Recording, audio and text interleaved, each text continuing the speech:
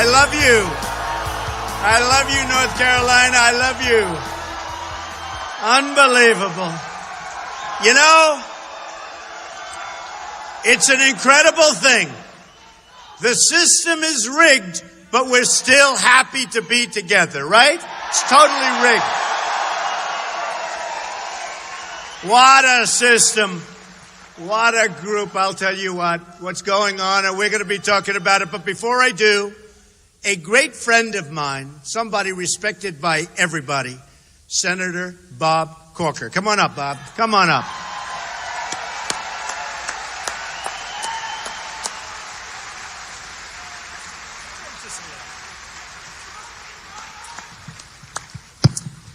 I wasn't going to say anything. I just came to visit.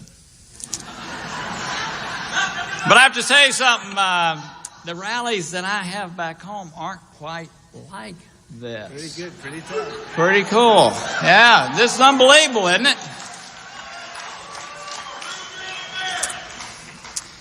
Had a pretty remarkable day today.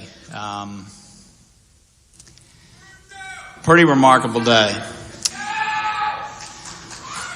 You know, it says a lot about a person to meet their family, spend time with their kids, if you will, Ivanka and Eric and their son-in-law, and to be around the people that have worked in the Trump organization for 25 and 30 years, to see the respect that they have for the person they've worked with, the father and father-in-law that they have, to see how he treats the people that are around him. So many times in these campaigns, people become caricatures of what the media makes them.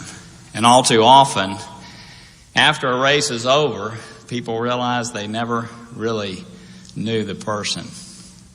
Somebody once told me it's not who you know in life, it's how you know them.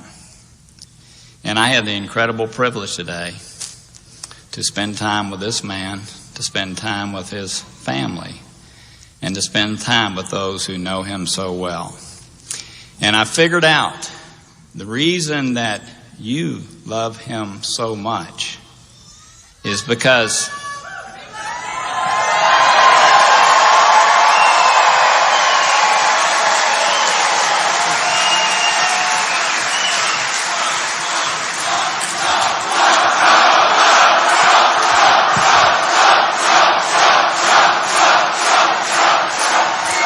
I'm taking up his time. Let me just say this. The reason you love him so much is because he loves you.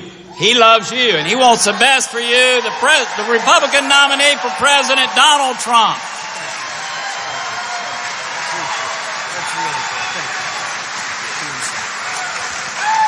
Great guy. Great guy. Great person. So I have to tell you a few things. Numbers just came out just now. Number one, we're doing very well in the polls. That's important, okay? Very well. Very, very well. But, you know, the numbers just came out that during the primary system, during the primaries, the Republicans, I wonder why, were up 62%. The Democrats were down 21%. These are final numbers, just came out. That tells you a little bit about what's going on. And what's going on very big and big league is what you witnessed today and over the last week. From Bill Clinton going to the plane, just happened to be there. I wonder how long he waited. But for Bill Clinton to go to the plane and then to have what happened today, where essentially, everybody thought, based on what was being said, she was guilty.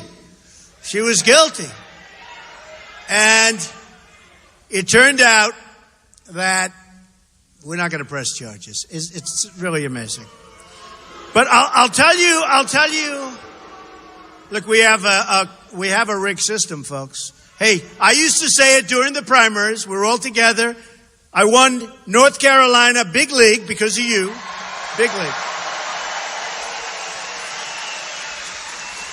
And not only did the Republican Party go way up from what it was 4 years ago, way, way up, but Donald Trump, in the history of the primary system, Republican Party, with 17 people running. A lot of people don't understand where you say 17 people. I got almost 14 million votes, more than anybody in the history of the Republican Party, more than Ronald Reagan, more than the Bushes, more than Richard Nixon, more than Dwight D. Eisenhower, who did win the Second World War. It certainly helped a heck of a lot. We got the highest vote count in the history of the Republican Party. That was such a big thing for me. We won 37 states. It just got stronger and stronger and stronger. And I think we're stronger now than ever before. We're fighting a very dishonest media.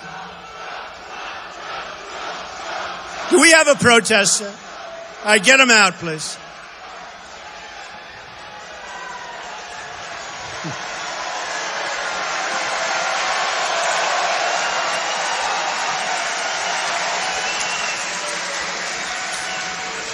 Oh, we love our protesters, don't we? It's the only time I get the cameras to turn.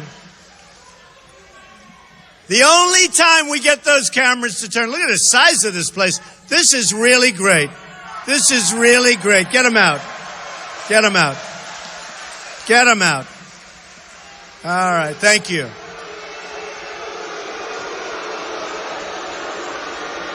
Thank you.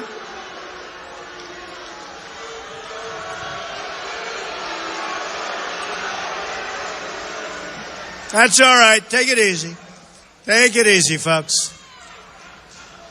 You know, if I could speak to these people for a little while, what do we want when you think of it? We want good education. We want a strong military. We want strong borders. We do want the wall. We want to keep our jobs in North Carolina. We want to keep our jobs in North Carolina. I mean, look at what's going on, folks. We're going to build the wall. Don't worry. Who's going to pay for the wall? Who's going to pay? I didn't hear you. Who's going to pay? Better believe it. They're going to pay. They'll be happy to pay. If the right person asks them, they're going to be happy to pay. No problem. If the wrong person, like crooked Hillary Clinton, asks them, they're not going to pay. But she's never going to ask. She's never going to ask. And I'll tell you what.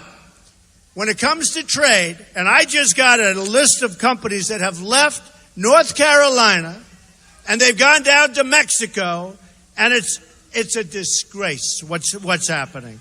It is a disgrace what's happening, and we're going to stop it, and it's not going to happen any longer. We're losing our jobs. We're losing our manufacturing. We're going to stop the nonsense that's going on, and it's so easy to stop. We will stop it so fast, your heads will spin. Remember that. Your heads will spin. So we'll talk a little bit about trade later. It's so easy. The trade is so easy, folks. It's so easy. The trade of all of them. We're going to knock the hell out of ISIS. We have, by the way,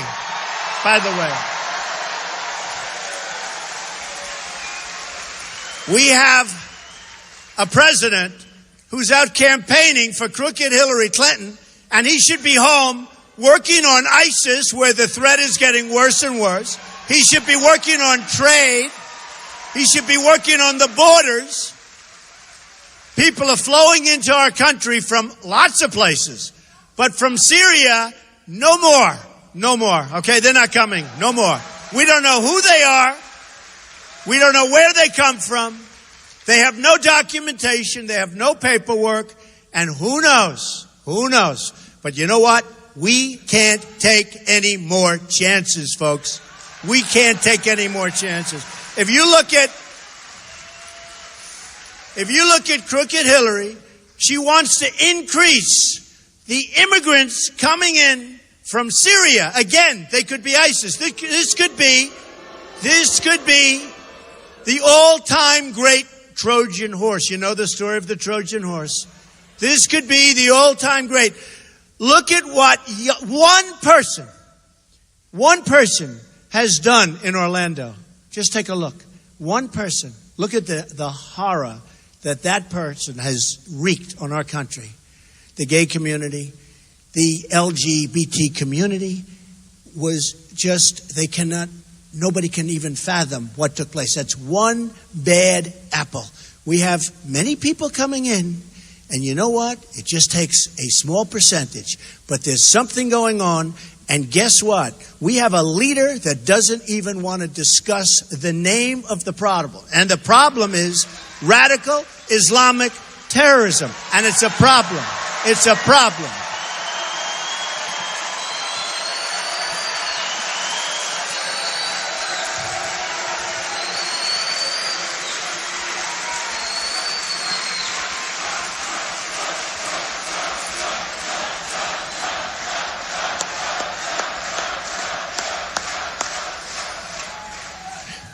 And we've got Hillary Clinton, who's weak, who's ineffective. She'll never be able to do the job. Her judgment is horrible. Look at her judgment on emails. Who would do it? Look at her judgment. Her judgment is horrible. All right? Her judgment is horrible. Now, who said that about Hillary? Bernie Sanders said, her judgment is bad. She's got bad judgment. Okay? Now, let me tell you, whether it's ISIS, whether it's trade, whether it's borders, whether it's jobs, it's going to be 4 more years of the same thing. The last thing we need is another Clinton, or the last thing we need is an Obama Clinton in the White House. We have got a mess in this country. We owe $19 trillion, soon to be $21 trillion. The debt has doubled under Obama. It's doubled.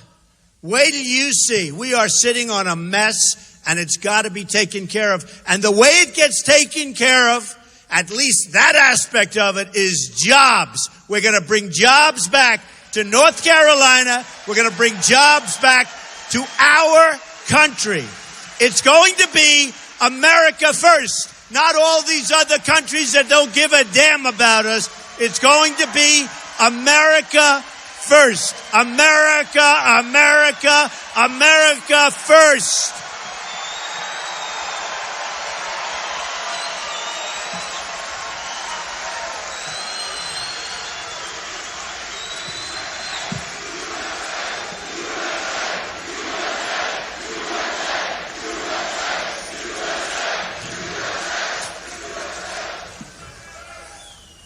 We've got a person in the White House that's having a lot of fun. A lot of fun. I watched him today. It's like a carnival act. A lot of fun. Moving around, he has the whole thing. You know, great, great, great. I'm saying this is a president. We need a president who's going to bring us back. We need a president that's not going to be divisive. We need a president that's going to take care of the African American community. Remember that. Remember that. Obama is all talk and no action. We need a president that's going to create jobs for Hispanics who don't have the jobs. We need a president that's going to turn our country around, and Obama cannot do it, and Hillary Clinton will be even worse. Believe me, she will be even worse. I mean, I brought up something last night. I heard they're flying down on Air Force One. Now, Air Force One is a very old Boeing 747. It sucks up a lot of gas, a lot of fuel. Boy, the fuel bill. You turn on those engines, I can tell you, it's a lot of money. I said, let me ask you a question. Why is she campaigning with the plane of the United States? Why is she campaigning? And why is he allowed to come down, get on that very, very, very expensive plane? You know, he talks about the carbon footprint, okay? He wants to solve the carbon footprint, but he gets on an old Boeing 747 that's spewing stuff into the air. He gets her on the plane, And then they say, we will fight for the environment. We will fight for the carbon footprint. Then he gets back under the Boeing 747, goes back to Washington.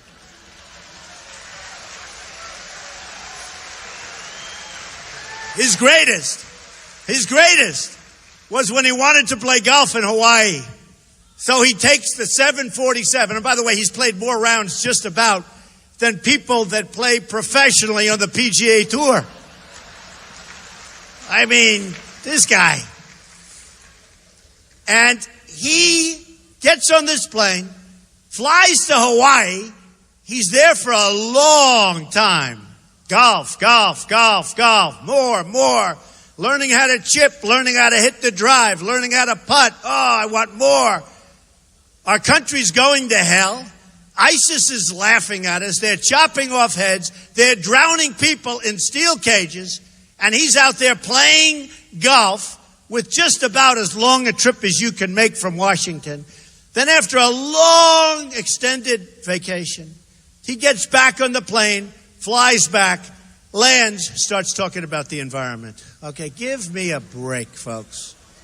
Give me a break. Give me a break. Now, we need unity in the Republican Party. And I have to be honest, I think I win without the unity. But we need unity in the Republican Party. And for the most part, we have unity. We have some pretty good stuff. And we have some great people, like Bob, who just came up, and so many others, so many senators, so many congressmen and women. We have great people. But we need real unity. And the leaders have to get supportive. And if they don't get supportive, we're going to win anyway. Don't worry about it. In fact, probably I do better without the kind of support that we're talking about, because that's where I'm here in the first place. That's why I'm here in the first place. The convention's going to be terrific. We have great speakers. We have fantastic speakers. We have so many people that want to speak. They give us the stuff. Oh, they don't have enough. We have so many people that want to speak. I have made so many enemies by saying, I can't let you do it. But we want people that love our country and want to be there and that love our party. And if they don't love our party, they shouldn't be there. And let me just tell you one little thing, which turns out to be a big, big thing. Defense is always most important, right? We have to defend our country. We're going to have to build up our military again. It's really depleted. It's in bad shape. We're going to build it up. We're going to take care of our vets like you wouldn't believe, because our vets are being mistreated horribly. Our greatest people. And we have a plan that's received universal, fantastic reviews. And I'm the only one. I made a speech up in a great part of the world, okay? I won't even mention where. But I made a speech, and during the speech I said, let's raise some money for the vets. We ended up raising $5.6 million for vets. I gave $1 million, and we ended up, I could have just made a speech and left. And the press comes down. Well, he should have given here. He should have given it faster. We have to vet the vets. You know that, right? They're groups. Who knows? We have to check them out. But anyway, we raised $5.6 million for the vets. I am so proud of it.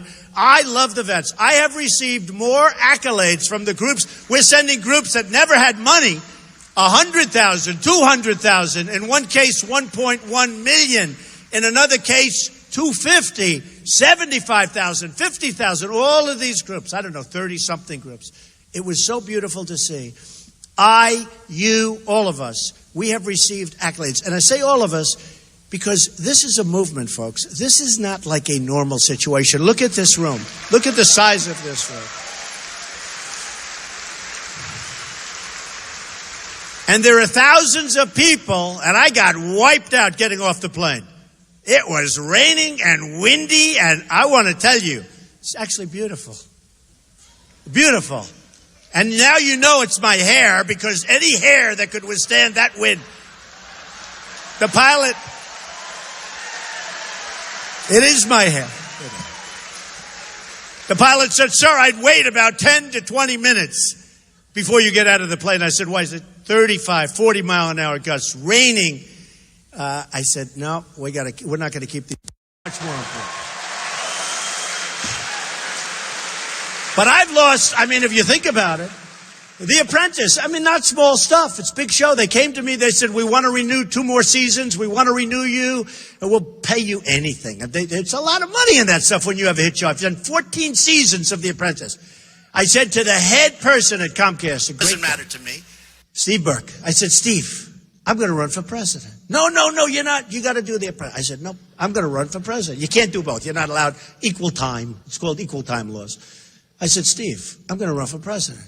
At least I'm pretty sure, because that was 3 months before. Because I want to tell you, it takes guts to do what we're all doing. But it takes guts to do what I'm doing. Believe me, it takes guts.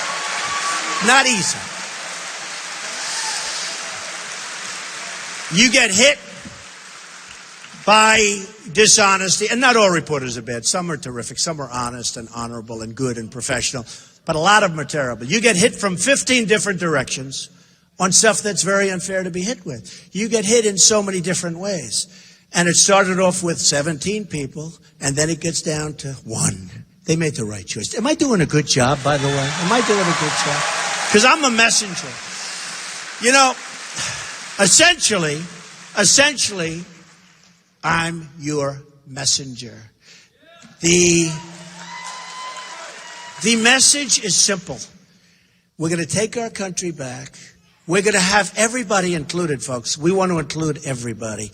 We want to help African American youth. We want to help African Americans. We want to help Hispanics, Latinos. We want to help everybody. We've got to help everybody. We've got to bring our country together.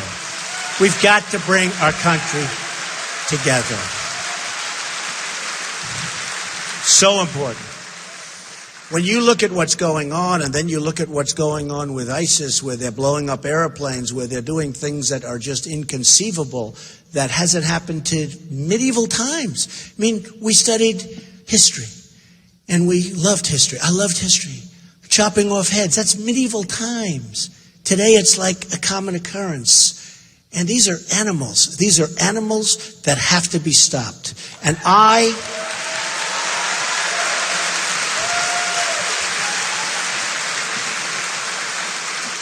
I was against the war in Iraq. Now, I was a civilian. I'm a businessman. It was a long time ago, but I was against it. I was always against it. I didn't want to go the war in Iraq. I said, I think you're going to destabilize the Middle East. I think you're going to have a lot of problems. Who would have known this is going to happen? And on top of everything else, what else did we get out? Other than a total destabilization, a total mess, thousands and thousands of our lives and other lives, their lives. Thousands and thousands of our young people's lives destroyed. Tens of thousands of wounded, where they're wounded so gravely. They're the bravest people I've ever seen. They have a better attitude in life than I do. Some of these people, they have the best attitude I've ever seen. I work with them. We help them. And they have the best attitude I've ever seen. I've never seen anything like it. I'm serious. They have a better attitude about life in some cases than I do. These are amazing, amazing people. We shouldn't have done it. But what did we get out of it? We got ISIS on top of everything else. Now we have a president that doesn't know what the hell he's doing. He doesn't have a clue, folks. And instead of staying there with a fairly small force, he announces to the world he's going to take everybody out. And they'll be out by a certain date. And the only thing that was a little surprising is the enemy didn't believe him, because they said nobody could be that stupid to announce that we're going to be out on a certain date.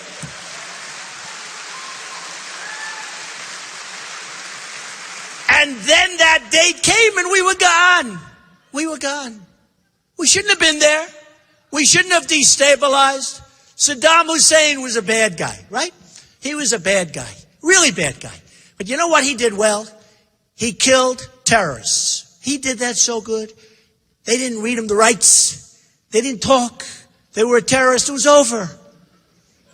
Today, Iraq is Harvard for terrorism. You want to be a terrorist, you go to Iraq. It's like Harvard. Okay? So sad. So sad. Okay? So sad. And we're going to take care of it, folks. We have no choice. We have no choice. It was when they cut off the heads initially, we were all amazed. I think they overplayed their hand.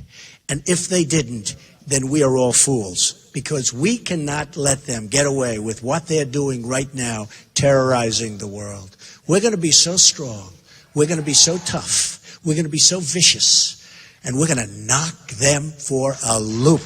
We have no choice.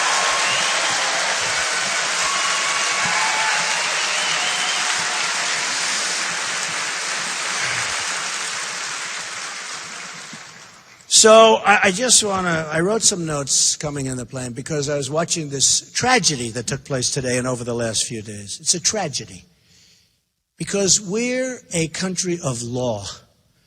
We're a country of order. Other people have been so badly hurt by doing things so much less than crooked Hillary Clinton. So much less. Right? So much less. I mean, you look at so many people have suffered so gravely for doing so much less. Now, does that mean that we expunge their record? Does that mean that we say, all of you people that have been so guilty for so many years, we can no longer accept that as a ruling because what we've done for her, and she was so much worse than anybody that we're talking about, does that mean that we have to exonerate everybody? We have to take back the punishment that we gave them because we have a country that's supposed to be fair. And when you hear what was said by the FBI director today, and you listen to what he said, and in the middle of it, he was talking about so many different things. He talked about extremely careless. She was extremely careless. That's a tremendous word. You didn't have to be careless. You didn't even have to really know that what you were doing was wrong and you're guilty, because we're talking about serious stuff. We're talking about the lifeblood of our country. We're talking about the safety of our people. The laws are very explicit. Stupidity is not a reason that you're going to be innocent, okay? It's not a reason.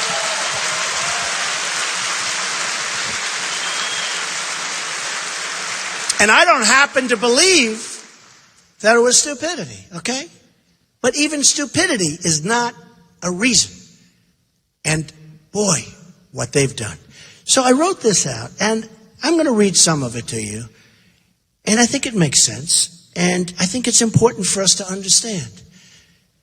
Today is the best evidence ever that we've seen that our system is absolutely, totally rigged. It's rigged.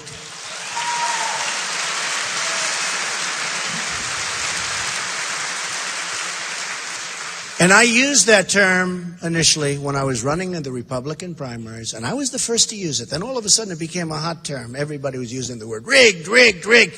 But if you remember, I'd win Louisiana, and I'd find out I didn't get enough delegates. What happened? And places like Colorado, which was so good to me. But all of a sudden we find out that they don't have the vote. And other things. Okay, I used the word rigged. And frankly, I'll be honest. If I didn't win in landslides, I wouldn't be standing up here. You'd be watching some politician who would lose to Hillary Clinton. Okay, believe me. Believe me. I started winning. I learned about rigged very fast. I learned. But I used the term rigged. Then all of a sudden, Bernie started using it and other people. Now everyone talks about rigged. But I'm going to keep using it because I was the one that brought it up, and I'm the one. And I asked a couple of political pros. You ever hear the word rigged? It's a rigged everything. And they really, there hasn't been a thing used. I guess it has to be somewhere along the line, but it hasn't. But think of Bernie Sanders. Who's the most angry about this? I think the one with the most to lose is Bernie Sanders. Because honestly, he was waiting for the FBI primary. And guess what? He just lost today the FBI primary. He lost the FBI primary. Bernie, my poor Bernie. Oh, Bernie. I feel so badly for Bernie. But you know what?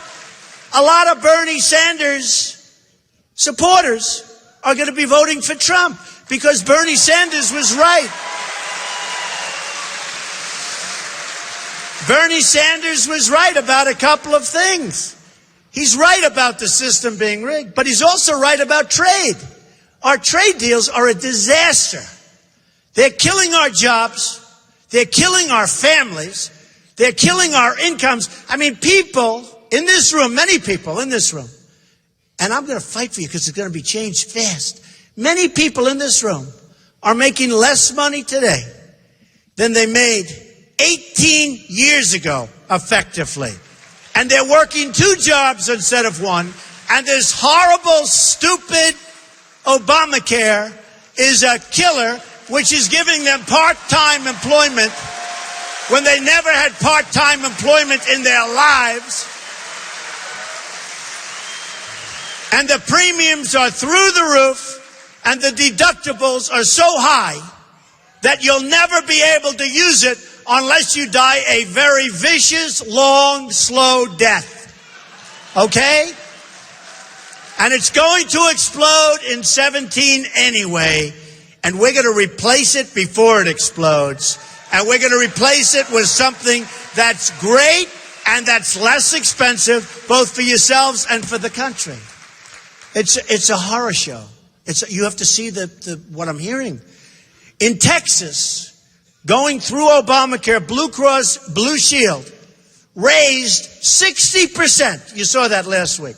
A 60% increase in premiums, Blue Cross Blue Shield, through Obamacare. Now, I hear that on November 1st, they're going to have an increase on Obamacare and health care that is going to set this country in motion. And I mean motion in a bad way. And what they want to do is they now want to take those numbers and move them from November 1st to any time after the election. And we're not going to let them get away with it, folks. We're not going to let them get away with it. So,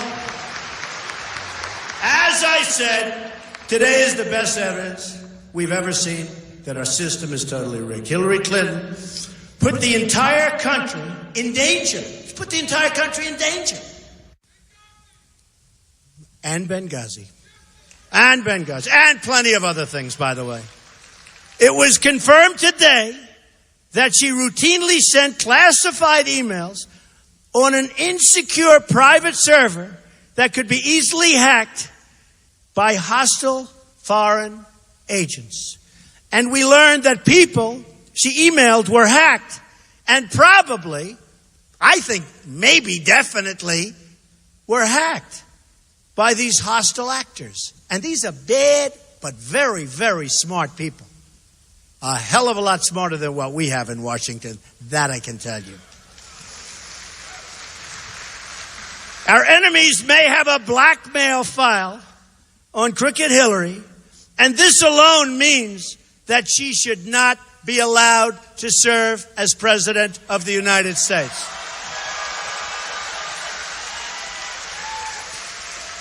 We now know, just wrote this out, we now know that she lied to the country when she said she did not send classified information on her server. She lied. She sent vast amounts of classified information, including information classified as top secret. Top secret. Okay? And this is where they said that she was extremely careless and, frankly, I say, grossly incompetent. She will be such a lousy president, folks. So sad. Okay. The lives of the American people were put at risk by Hillary Clinton so that she could carry on her corrupt financial dealings. Probably, that's probably why she didn't want people to see what the hell she was doing. She went to extraordinary lengths to carry out an Enron-style purge of her emails. 33,000 emails are missing, and they say, oh, she's fine, she's fine. 33,000.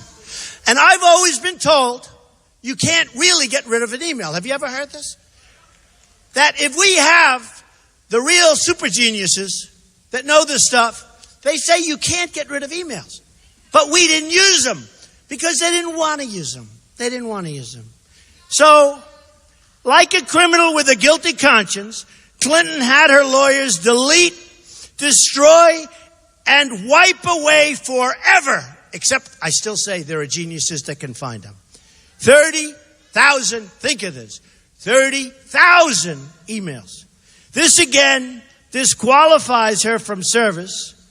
And just think of it. I mean, how can you have this?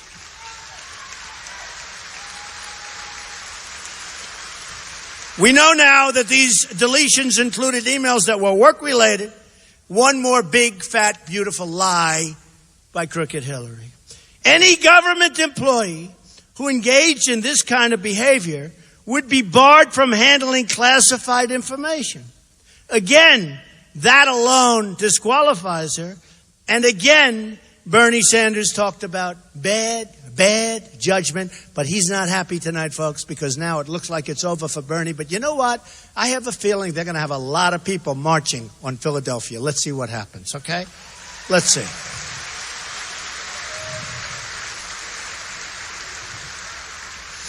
I don't know about you, but I always felt that Hillary Clinton would escape criminal charges for her dangerous and illegal behavior because I always knew and I always see, and it's so sad, that our system is in fact rigged. It's totally rigged, okay? It's corrupt, it's rigged, it's disgraceful. You have a statement made today at 11 o'clock, then you have a big speech by the president flying in on Air Force One with Hillary Clinton a few hours later, even though we have more people here than they do, but we won't say that.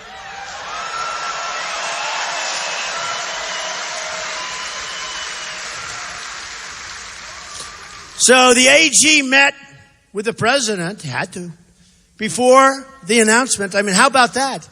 Met with President Bill Clinton. How about that deal, right? He's waiting around. He's waiting at the airport. Oh, look, the AG's come. Oh, let me go say hello. 39 minutes. I'm going to talk about the grandkids. He's got 2. I hear they're beautiful. He's got 2. Now, I have 8 grandchildren, and I will tell you, I can talk about them. And after I say, isn't she beautiful? Isn't he beautiful? Oh, I love this kid. I love the kid. I love it. But after about a minute, I can't go much longer. I want to get to business, right? For you, I want to get to business. But he didn't talk about it. He talked about golf, okay? So he talked about the grandkids, and I would say that would take anywhere from 30 seconds to a minute. Seriously. Am I right? I mean, how long can you talk? Mr. Attorney General, I have the most beautiful grandchildren you've ever seen. Let me show you a picture. Isn't that great? Let me show you another picture. What do you think? I think they're beautiful. And they're great. They're great. Now he's starting to run out of words. That's 30 seconds. Okay. Now he's going to talk about golf. I know more about golf than he does. You can't talk about golf that long. It just...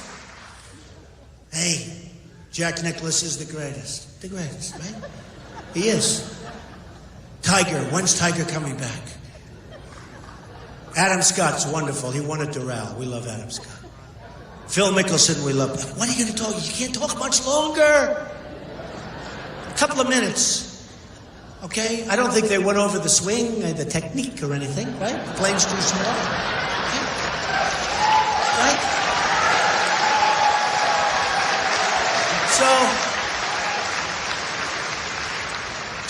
So give the grandchildren 2 minutes. Give the golf 3.5 minutes. That's a long time to be sitting there twiddling your thumbs. What else are we going to talk about? Let's talk about Hillary. Let's talk about Hillary. Did you see today Hillary announced that she may consider the Attorney General? I'm not casting aspersions on anybody, other than Hillary, of course. But she may consider the Attorney General, who's ruling on her case now. Now they're ruling on the case, to continue forward as Attorney General. Now, how do you make that statement when they are going to rule? Because remember what happened. The FBI makes their recommendation, and then still it's up to the Attorney General's office. So Hillary said today, at least according to what I saw on television, which you can't always believe. I actually found it hard to believe she'd say this. But she said today that we may consider the Attorney General to go forward. That's like a bribe, isn't it? Isn't that sort of a bribe? I think it's a bribe. I mean, that if she wins, she's going to consider extending the Attorney General. And you know what? I'm not knocking the Attorney General. What I'm saying is, how can you say that? It's a bribe.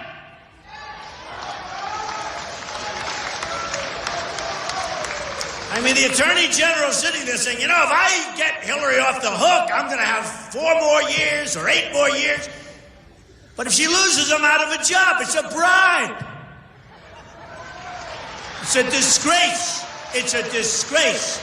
She is laughing at the stupidity of our system. She is laughing, and so is her husband, Bill, laughing at what's going on. Because, and they've been there before, you know it. They've been there between Whitewater and all of the others. They've been there. Look at her cattle futures. I mean, she did better with cattle proportionately than people that have been in the cattle business all their lives and have made millions in the cattle. She did better than they did, and she never did it before. I wonder how that happened. Okay. She's crooked Hillary, folks.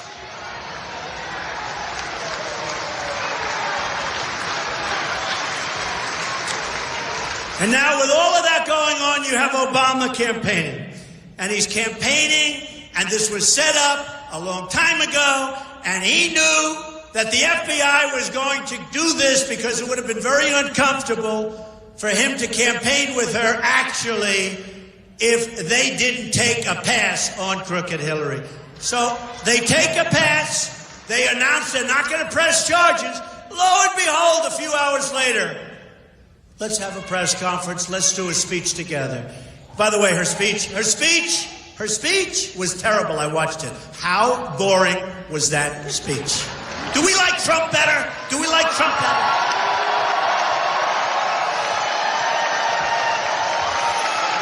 Now, let me just tell you, because the word temperament comes in. She says, he's got a very strong temperament. I got to tell you the truth. Chopping off heads, losing thousands and thousands and thousands of people to these savage animals, right? We need somebody with a tough temperament. It's time. It's time. And I'll tell you, whether it's on trade, whether it's on military, whether it's at the border, the last person these other countries want to see as President of the United States, because I'm going to be fighting for you, not fighting for them. I'm going to be fighting for you, is Donald J. Trump, the last person.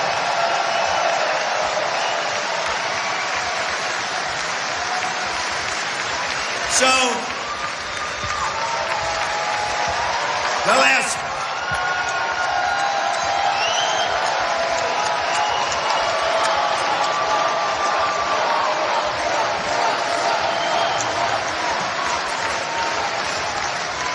So a very amazing and prestigious man, I won't use his name, but some people will know who I'm talking about. I was at his house, and he said, Donald, I thought you were totally wrong. I thought you were much too tough on China. I thought you were much too tough on Japan. I thought you were much too tough on Mexico and all of these other countries that you're talking to with respect. But I thought you were much too tough. And for a year, I've been telling people, he's being too tough. I thought you were much too tough, Donald, on Saudi Arabia. Much too tough. I thought you were much too tough on Japan. Because as you know, and as you never knew before I got involved, we pay for a big portion of Japan's military. And I want them to help us out. This isn't 40 years ago. This isn't 30 years ago. They're sending cars to us by the millions. And believe me, we don't need more Iran deals done by incompetent people. We need smart people. We need great negotiators. And believe me, I'll head it up. And I know what I'm doing. But we have the greatest negotiators in the world. And we don't use them. We use political hacks. So we take care of Japan. And we take care of Germany. And we take care of lots of places. South Korea. We have 28,000 soldiers on the line between North and South Korea. South Korea Order a television. See if you can buy one in the United States. You know what the answer is? You can't. Order other things, many other things. See if you can buy them. Hey, who just moved to Mexico, right? Who just moved to Mexico from Indiana, the great state of Indiana that gave me another great victory, right? Carrier. So we don't make that anymore. So Carrier's moving. By the way, I would tell the people at Carrier, love you people. Every time you make an air conditioning unit and enjoy your beautiful factory, you're going to send it through that border, which is now a very strong. Moved to Mexico from Indiana, the great state of Indiana that gave me another great victory, right? Carrier. So we don't make that anymore. So Carrier's moving. By the way, I would tell the people at Carrier, love you people. Every time you make an air conditioning unit and enjoy your beautiful factory, you're going to send it through that border, which is now a very strong and secure border, and you're going to pay 35% tax. And you know what? They're not leaving. They're not leaving, folks. They're not going to leave. Now, Hillary Clinton won't say that. And I'll tell you, the press doesn't treat it right. One person actually at the New York Times, David Sanger, treated it right, along with Maggie. They wrote a story that was pretty accurate, about 82%. But I mention this all the time, and the press will go, Donald Trump wants Japan clear. I didn't say that. You have to be prepared always in a deal to walk. For instance, with the horrible deal we made with Iran, the horrible deal, the incompetent deal, Kerry should have picked up and walked a couple of times. He should have walked when they said they won't give back our hostages until the deal is over. He should have walked. And then he should have walked, doubled up the sanctions, and by the time they landed back in the United States, they could have turned the plane around, you would have had those hostages back instead of waiting for years.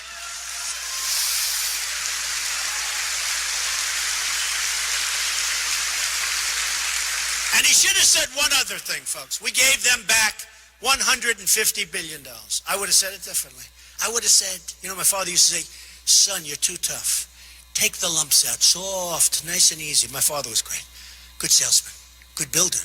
He loved to build houses. He was a good builder. I learned so much from him. And he was a great guy, a lovely guy. I loved my father. But he used to say, son, you're too tough. Take the lumps out. So in the old days, I would have said, we're not giving you the $150 billion. And they would have been angry and we would have had lots of problems, right? I wouldn't say it that way anymore. My father taught me too well.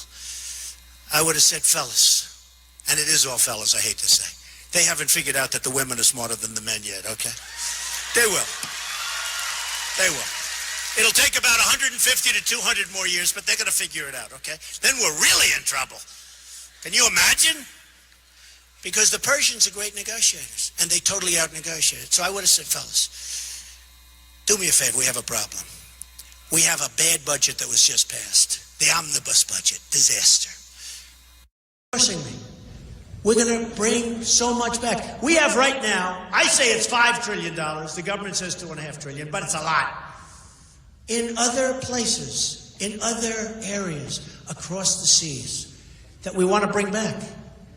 My tax plan, which cuts taxes for everybody, by the way, including business and middle class in particular.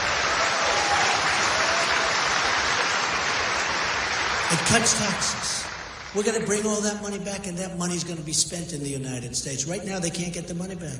So you have corporate inversions. You have companies leaving the United States to get their money.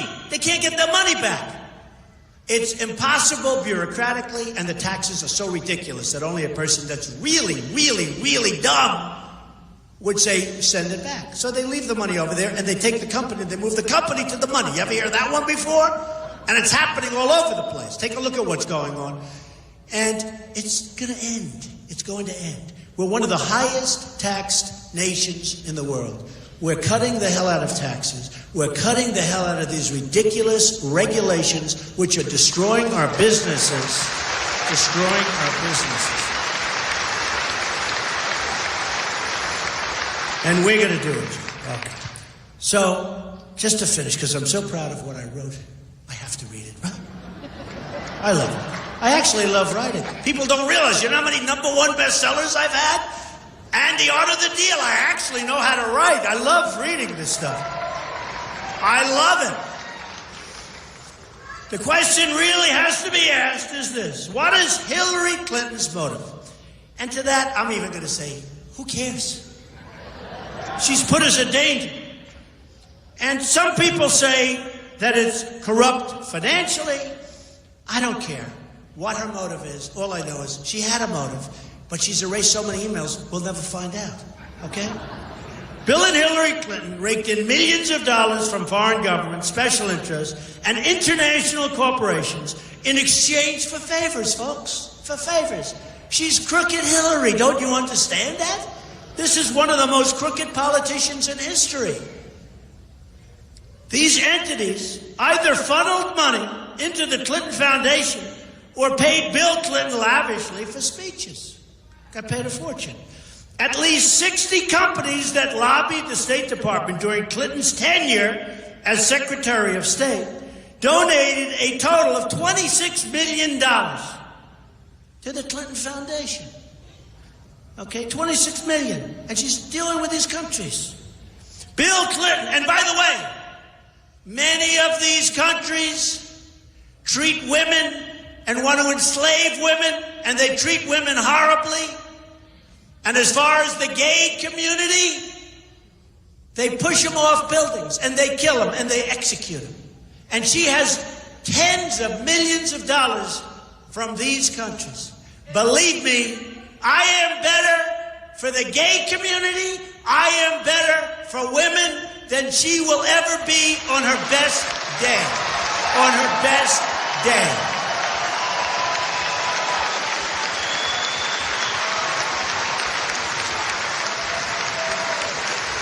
Bill Clinton was paid a fortune to deliver a speech in Moscow, Russia, while Hillary Clinton was in charge of the Russian reset. Another disaster.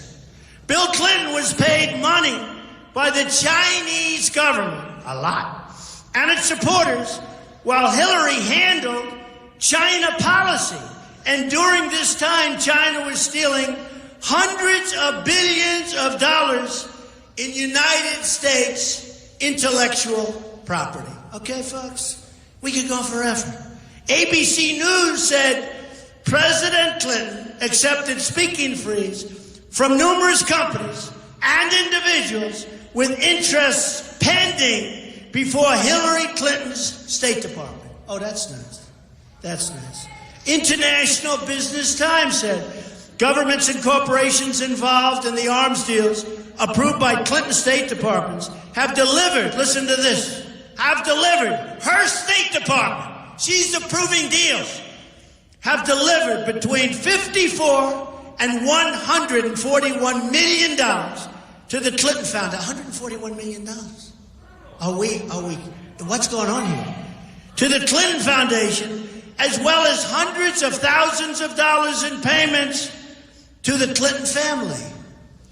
Then, when Hillary left the State Department, she was paid $21.6 million for speeches delivered in less than 2 years. That's not bad, $21 million for making speeches. And she's a boring speaker. She's terrible.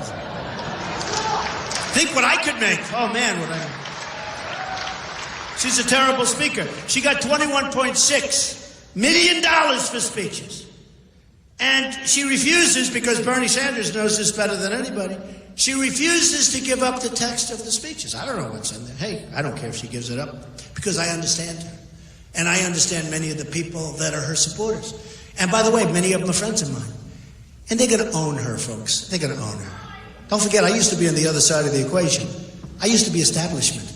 Then on June 16th, I ran. And everyone said, oh, he's no longer establishment. He's not supposed to be running.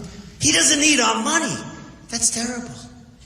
And I put up $55 million approximately in the primaries and won, big league. And then,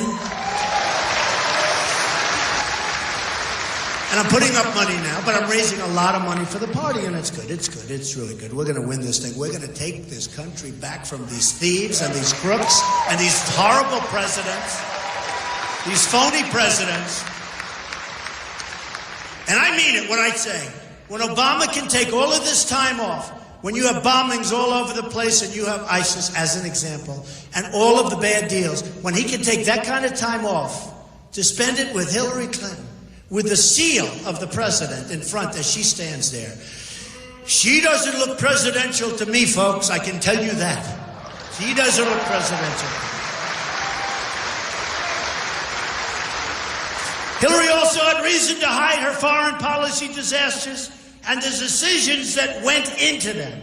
Her push for regime change in Libya, Egypt, and Syria has been a total and complete disaster. Her Iraq policy has been catastrophic. She's unleashed ISIS across the Middle East with her bad decisions and her bad judgment. And she's going to do nothing about it because she's a weak person. She doesn't have the strength and she doesn't have the temperament, believe me. There's going to be more of the same, folks, more of the same. In 2009, before she took office, Libya was cooperating. Syria was under control. Iraq was seeing a reduction in violence. And Iran was being choked, absolutely choked, financially. They were dying. Now, after she left, ISIS controls huge portions of Iraq. Syria and Libya committing unspeakable, inhuman atrocities and trying to launch attacks against the West. Iran, meanwhile, has been placed on the path to nuclear weapons, has become a true power. They become a true power in the Middle East and beyond. What, they weren't a power. We gave them power with that horrible, horrible deal. So Hillary Clinton's policies have spread ISIS and made Iran the dominant Islamic power in the Middle East. Hillary Clinton can't keep her emails safe. And you know what, folks? She sure as hell can't keep our country safe. Can't do it. Can't do it.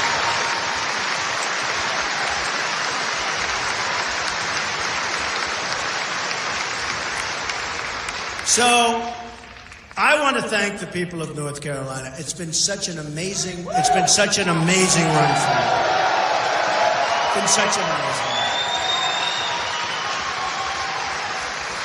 We've had a lot of good times. We've had a lot of fun. We've had a lot of speeches. We've had a lot of good times together, though, seriously. And, look, we need change, not Obama change. Remember Obama used to go, we need change. It sounded so good. Everybody thought, and I actually thought he'd be a cheerleader for the country. I thought he'd be a cheerleader, and he's really turned out to be a very divisive person, okay? We need change. And I hate to use the term, but we really do need change. We need fresh, tough, bold ideas. We need people that know what they're doing. We need people that aren't worried about political correctness. We can't use that term. We can't use that term.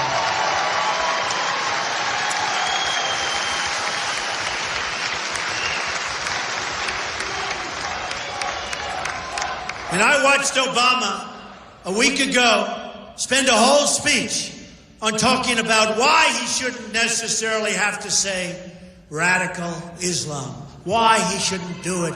That's what the problem is, and he doesn't even know it. I don't even think he knows. Honestly, folks, I don't think he has a clue. I don't think he knows what the hell is going on, okay? I don't think he knows what's going on. And you know, it's a very interesting thing, but I was watching yesterday, and everybody's saying, ISIS, ISIS, ISIS, ISIS.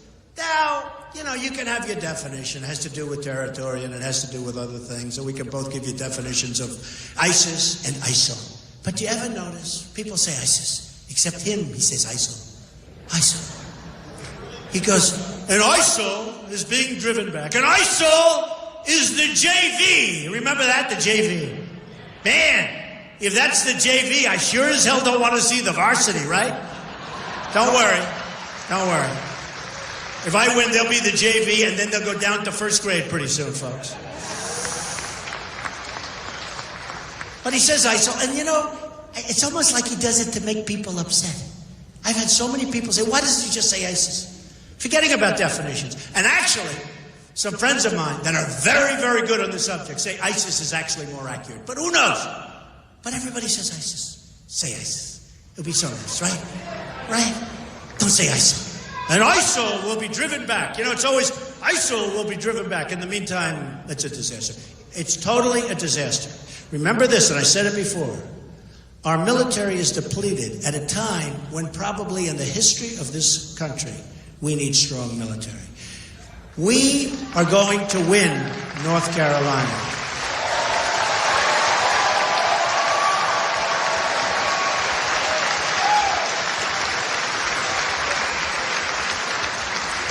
We are going to get rid of these fools that are running our country. They're fools.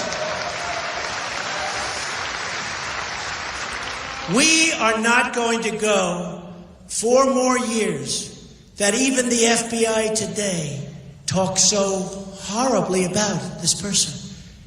To a point where you said, how can you possibly say no charges?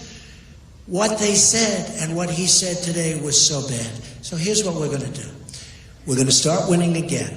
We're going to win so much. You're going to be so sick of winning, folks. Oh, you're going to be so angry at me. You're going to be so angry at me.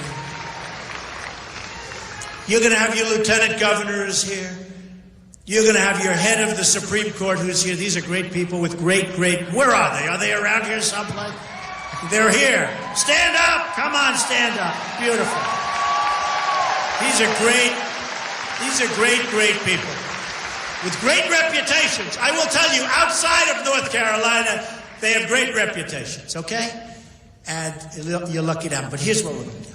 We're going to start winning again. We're going to win at every level. We're going to win with our military.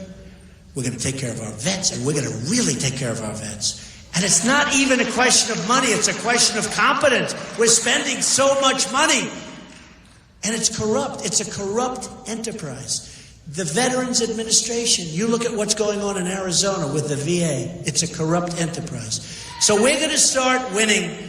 We're going to win on the Second Amendment. We're not going to let people take our guns away.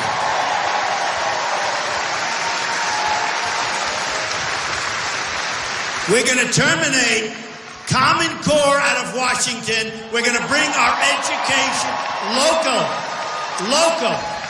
So we can have our local people who love our children and who really understand our children, give them the kind of education that we want.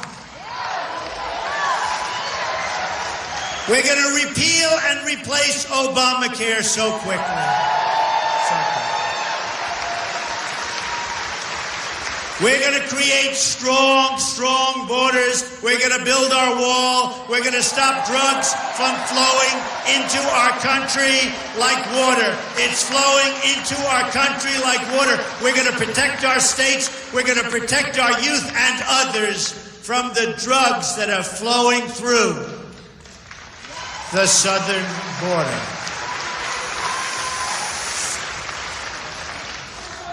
We are going to make the greatest trade deals anyone's ever made. We're going to bring our jobs back. We're going to bring manufacturing back.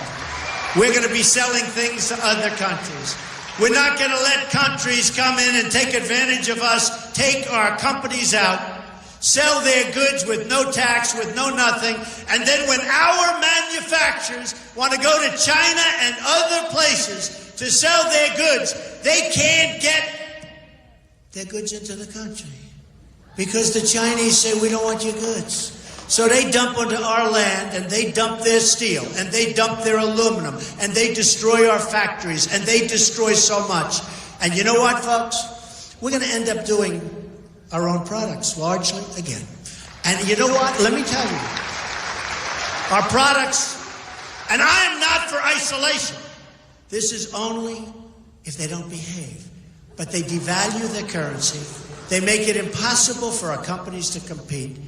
Every time we start to do well, various countries that are grand masters, they start devaluing their currencies, and our countries go from, boy, I'm feeling good today, to, oh, here we go again. You can't compete. It's cheating. It's a big form of cheating. We are going to take care of our manufacturers, and we're going to start making product again. And let me tell you something. We may pay a little more for the product, but we're going to have all those jobs that make the product. In the long run, we're going to be much better off. Much better off.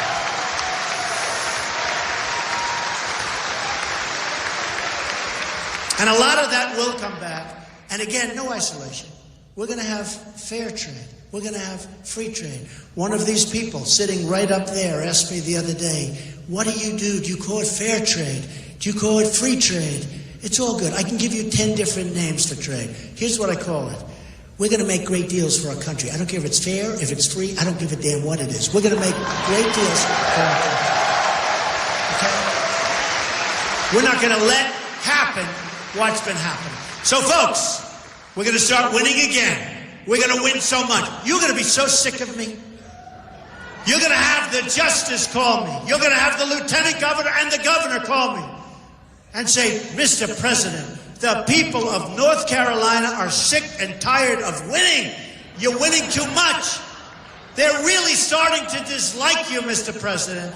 And I'm going to tell the justice, and I'm going to tell the governor and the lieutenant governor, I'm sorry, we got to keep winning because we're going to make America great again. I love you, North Carolina. Thank you very much. Thank you. Thank you. Thank you very much, everybody. Thank you.